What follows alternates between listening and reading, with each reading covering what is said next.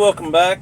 Today I thought we'd talk about IFTA and fuel purchasing and just how to buy fuel and kind of just a little bit about IFTA. We really haven't ever talked about that with any detail.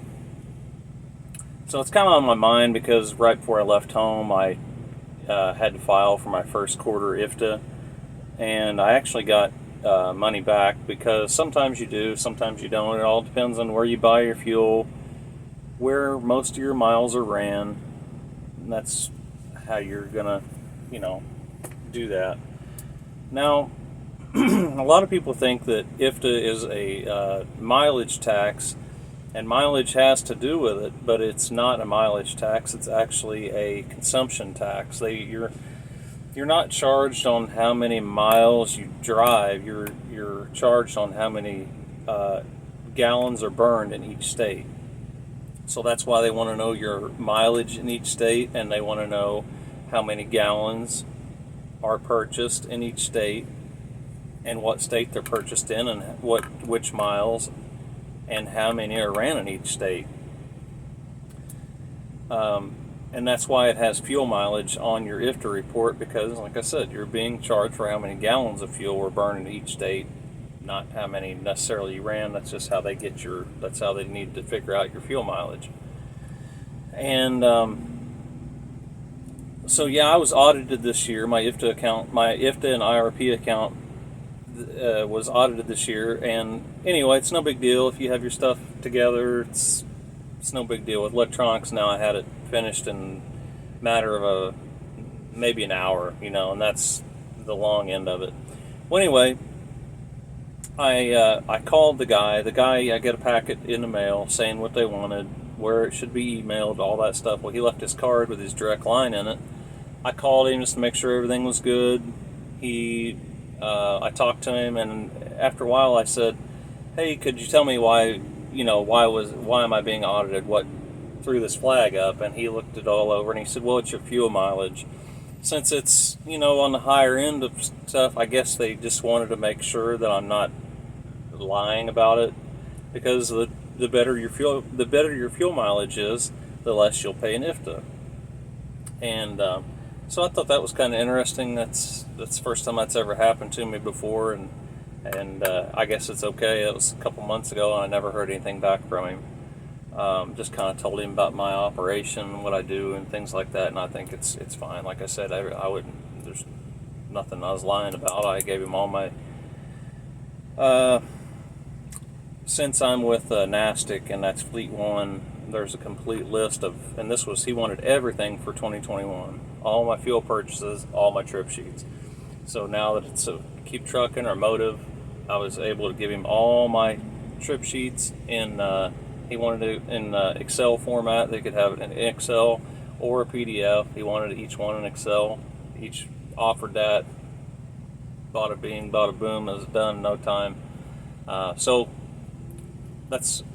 that really helps. I mean, if you're not, I know this is dragging on, but I've said this 100 times. Driving a truck is the easy part of the business. The book work and all that stuff. If you have your stuff together, it's no big deal. Like I said, I wasn't scared about it or anything like that. I just didn't want to take up my time. That's what the problem was. But and so the old days with handwritten trip sheets and just fuel receipts, this would have taken forever. He said you used to have to come to they would come to your house, and it said it could take up to 2 or 3 days to do this. So it took a matter of probably 30 minutes, really. And so anyway, let's get back to the IFTA talk. I'm just saying, keep your stuff in line. If you could go through a nightmare with that stuff. So every state has a different tax rate, and so that will make you can't when you have your own IFTA account, you really can't go by sign price. It's impossible because each state has its own tax rate. So, for example, I buy a lot of my fuel in Illinois. Even though I live in Indiana, I probably buy less than 100 gallons a year in Indiana. If it just so happens, sometimes I just have to. But most of my fuel, I'll say this: I buy the fuel where it's the cheapest and where I can get to it without running out of fuel. Sometimes I'll put just the 50, 60 gallons in to get me in a different area where I know the fuel is going to be cheaper. But just Illinois, for example, usually the sign price of the fuel is high. I just looked today where I buy fuel a lot. It was with my discount was $3.79, but when you take the IFTA tax out of it, which Illinois' IFTA tax is 76 cents, at my actual purchasing price is $3.03, because every gallon of fuel you buy in that state, you get credit for it. So you have to take the tax out of it, and that will give you your actual purchase price. A lot of people will avoid Illinois like the plague. They'll wait until they get in Missouri. Sometimes it makes sense. Sometimes there is cheaper fuel in Missouri. When fuel got up above $5 a gallon, I didn't buy any fuel in Illinois because, I don't know, I guess it's they couldn't compete, or their price was just so high. But that's all I go by, is taking the IFTA tax off of the sign price, and that's how I buy fuel. I don't care where I buy. I don't care which state it is. Normally it works out to Illinois, because I'm running to Texas a lot from Indiana. I buy most of my fuel in Illinois, Arkansas, and Texas. That's about the only place I buy now. Sometimes, like I just made a trip to Florida. I'm on my way back now. I bought all my fuel in Georgia and Florida because I wouldn't have bought any in Florida. I found a really, really cheap place in Georgia, which is basically just some fuel pumps and a truck wash up in Ringgold. I don't come down here much, so I'm not familiar with a lot of this stuff. I used to back in the day, but anyway, I found that's the cheapest fuel on my whole route. And it was just, I probably could have made it back, but I wasn't going to risk it, so I stopped down in, it doesn't matter, right there along the state line, I can't remember the town, and I put in 60 gallons just to get me back to Georgia, where I'm going to buy the cheapest fuel. And a lot of times, so there's apps. I use Nastic, and it's great because it'll show a map. It'll show a map of the country, and you can just look along your route. And there's a pin on each fuel stop. You can buy fuel. You just click on it. It'll show your price, and then it'll show the price minus the IFTA. And so that I don't even look at the top number. All I look is the bottom number. And so you kind of got to go. So I'll be going through Indiana, Illinois, Missouri, Arkansas, Texas, and I'll look along that route, and you got to look from state to state because each tax rate's different. Like I said, Illinois is 76 cents, Georgia's 35, Indiana's 55, Missouri's only 22. So you'll kind of get, sometimes it is cheaper, but a lot of times you'll be deceived by that sign price. When in Illinois, a lot of times it's cheaper. Yes, you will have to pay more at the pump, but you'll make it up. Like I said, I got $150 credit back because I bought so much Illinois fuel. I don't care about that. All I'm looking for is the cheapest fuel.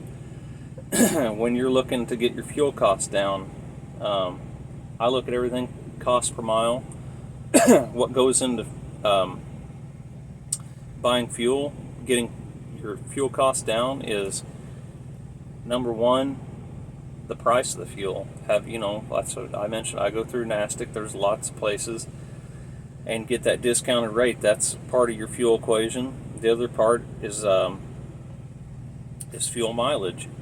And so if you want to know what your cost per mile is on fuel, have your tanks full, run your route, go fill them up again, take what you spent on the fuel divided by how many miles you ran in that tank to fill it back up, and that'll tell you your cost per mile just in fuel. So I think mine's about 37, 38 cents a mile right now. So every mile I go down the road, it's 37, 38 cents. When this past summer, when fuel was up above $5 a gallon, I was in the 50s. But there's a lot of guys that were up above $1 in fuel. So that'll tell you how you need to do that. There's an app called Fuel Book I used to use before I had Nastic, and that will kind of, instead of having to look at every sign and do the math going down the road, you can get, it may not even be around anymore, but it used to be, it's called Fuel Book, and there's a part you can click on it and say, show my price less IFTA, and it'll do all the math for you, and you can kind of do something that way.